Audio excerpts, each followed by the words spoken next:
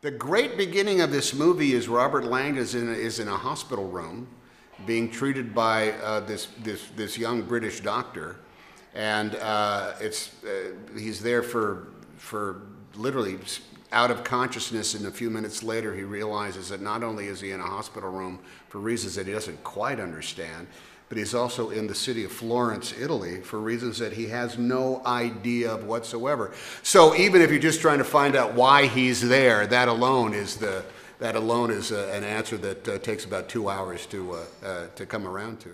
He's a guy who's living in a world of his own and is looking forward to the excitement. The game is afoot, so to speak, of a quest or a treasure hunt or a scavenger hunt. That's really almost what these movies come off, clue to clue, site to site, all along the trail that will lead you to somewhere.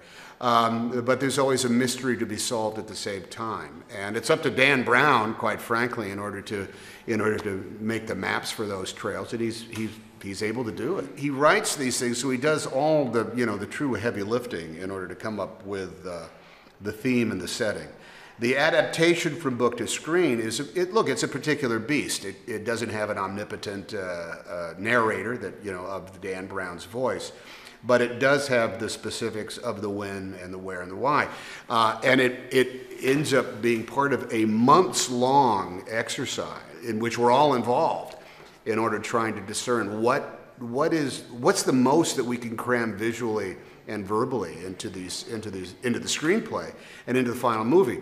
What I love about these things is that we are in places like the Hall of the 500 or the Uffizi Gallery for a specific purpose. We're there in order to take in what is there. We're not just setting a fight or a headquarters or something like that in a groovy backdrop.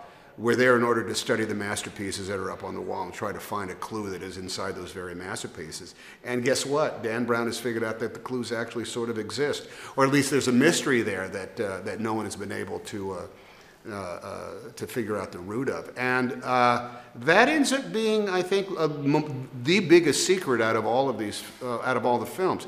The theme, of course, is fun to examine, and in this case, overpopulation. It's an important theme to take into account, and everybody can understand it. But I think the real pleasure that makes them the popular films that they are is that it is a quest, it is a hunt.